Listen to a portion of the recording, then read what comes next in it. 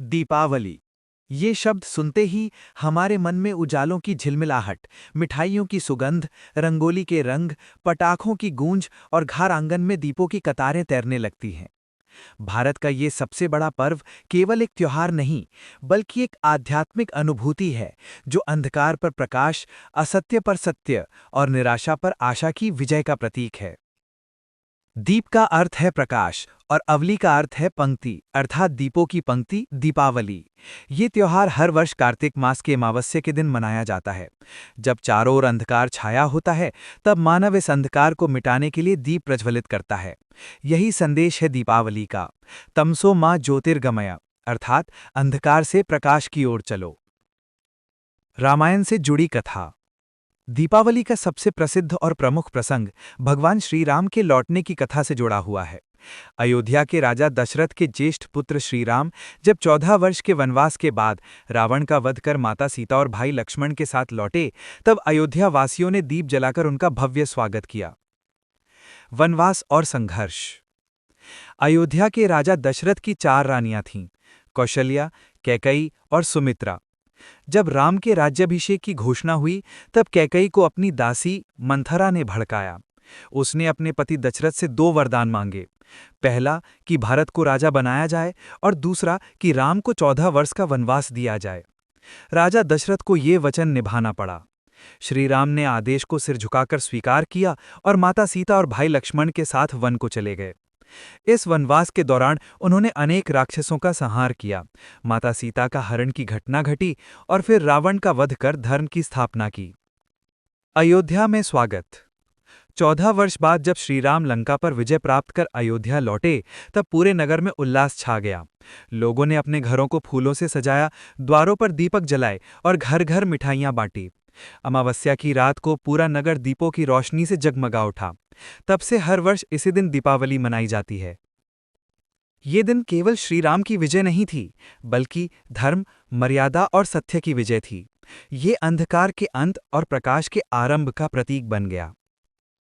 माता लक्ष्मी की कथा। दीपावली को लक्ष्मी पूजन का पर्व भी कहा जाता है।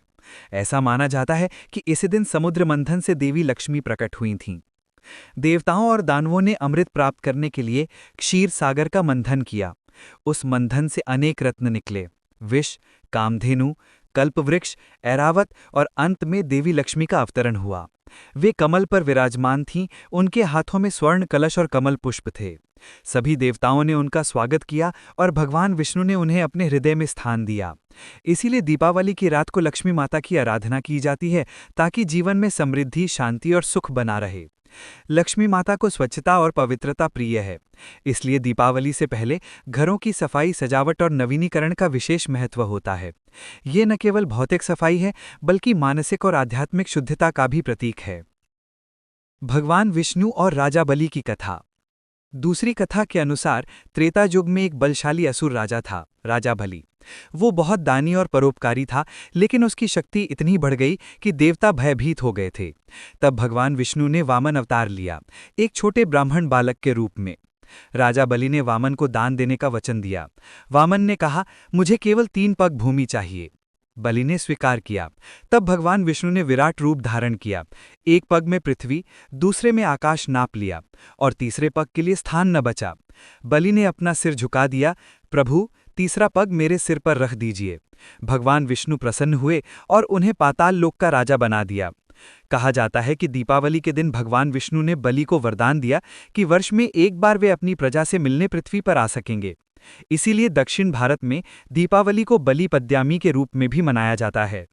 मां काली की कथा यानी बंगाल की परंपरा। पूर्वी भारत, विशेषकर बंगाल में दीपावली की रात काली पूजा के रूप में मनाई जाती है। कथा के अनुसार जब असुरों का अत्याचार बढ़ गया और देवता असहाय हो गए, तब मां दुर्गा ने काली रूप धारण किया। उन्होंने अपने क्रोध में असंख्य राक्षसों का नाश किया। जब उनका क्रोध शांत नहीं हुआ, तब भगवान शिव स्वयं उनके चरणों के नीचे लेट गए।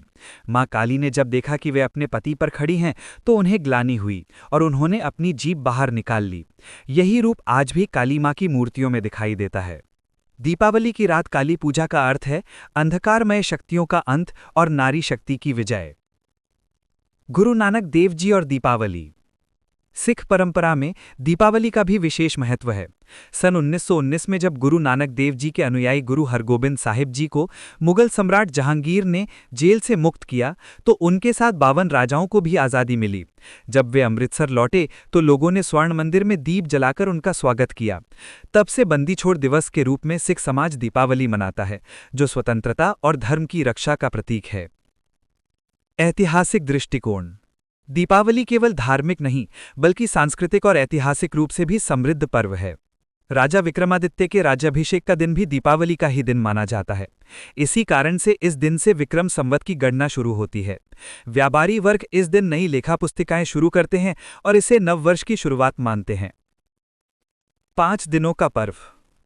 दीपावली केवल एक दिन का नहीं, बल्कि 5 दिनों तक चलने वाला महापर्व है। पहला, धनतेरस।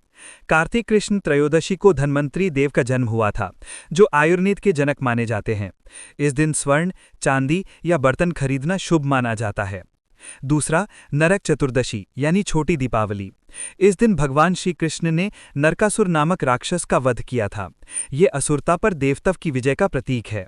तीसरा, लक्ष्मी पूजन यानी मुख्य दीपावली। अमावस्या की रात को लक्ष्मी माता, गणेश जी और कुबेर की पूजा होती है। दीप जलाए जाते हैं, घरों को सजाया जाता है। चौथा, गोवर्धन पूजा या अन्नकूट। अगले दिन गोवर्धन पर्वत की पूजा होती है, जो श्रीकृष्ण द्वारा इंद्र के अहंकार को तोड़ने की कथा से जुड़ी है। पांचवा, भाई दूज। इस दिन बहनें अपने भाइयों को तिलक लगाती हैं और दीर्घायु की कामना करती हैं।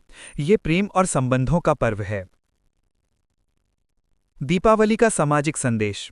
दीपावली का अर्थ केवल बाहरी दीपक जलाना नहीं है, बल्कि अंतरात्मा में भी प्रकाश जलाना है। ये हमें सिखाती है कि जैसे दीपक अंधकार को मिटाता है, वैसे ही हमें भी अज्ञान, ईर्ष्या और द्वेष को दूर करना चाहिए। ये पर्व हमें स्वच्छता, सहयोग, परोपकार और सद्भाव की भावना से जोड़ता है। लोग इस अवसर पर गरीबों की सहायता करते हैं, कपड़े और मिठाइयाँ बांटते हैं और सबका मंगल हो की भावना के साथ जीते हैं। पर्यावरण और आधुनिक समय। आज दीपावली के रूप में खुशियों के साथ साथ पर्यावरण की चिंता भी बढ़ी है।